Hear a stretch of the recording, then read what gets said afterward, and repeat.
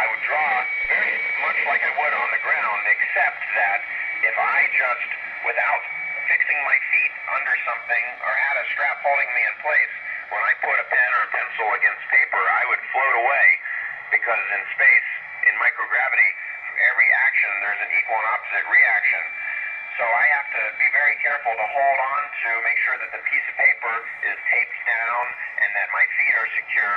Otherwise, writing would cause me to float away from the piece of paper. It's an honor for me because, one, Christina Cook and Jessica Meir, the two first women spacewalkers, are good friends of mine. They're like my sisters. I've been training with them for the last 6 years, and I've had the opportunity to be on board the International Space Station with them. And my role was to suit them up, to get them in their suits, and then depressurize the airlock for them to go out. And then at the end of the day, I brought them back in, pressurized the airlock, and took their suits off, and I was very glad to clean up their suits after them. It was a big honor for them, for me to be a part of that, and I'm very proud of Jessica and Christina for their historic achievements. So I hope that you had the opportunity to watch.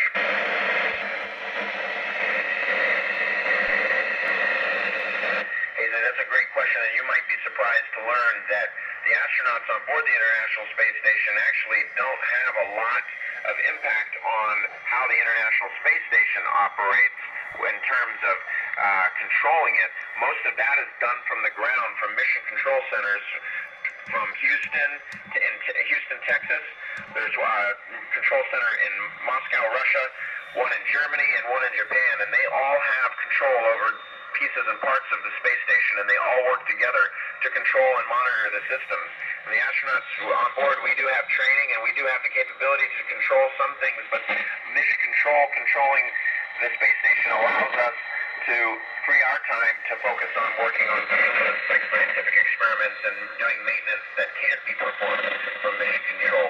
Now, our launch up here, right now we're launching on the Soyuz rocket, and the vehicle is controlled by the astronauts and cosmonauts inside.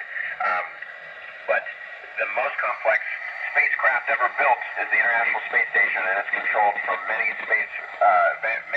flight control rooms all across the world. Emergencies are something that we train for the most. In our training leading up to our space flight lasts almost 2 years, and much of that time is spent preparing for emergencies. The 3 emergencies that we're most concerned about on the International Space Station would be a fire, if we lost pressurization of our atmosphere, and if we were to have a toxic substance leak inside our living space. And those are the 3 things that we constantly train for, and we're prepared for at any moment. And we even run drills for those emergencies while we live on the International Space Station. We get to eat a lot of different types of food from around the world. Each space agency provides their own food. The Russian Space Agency, NASA, of course, the European Space Agency, the Canadian Space Agency, and the Japanese Aerospace Exploration Agency all provide different types of food, and we get to enjoy all those up here. And it's one of the most fun things to do is to share and eat each other's different types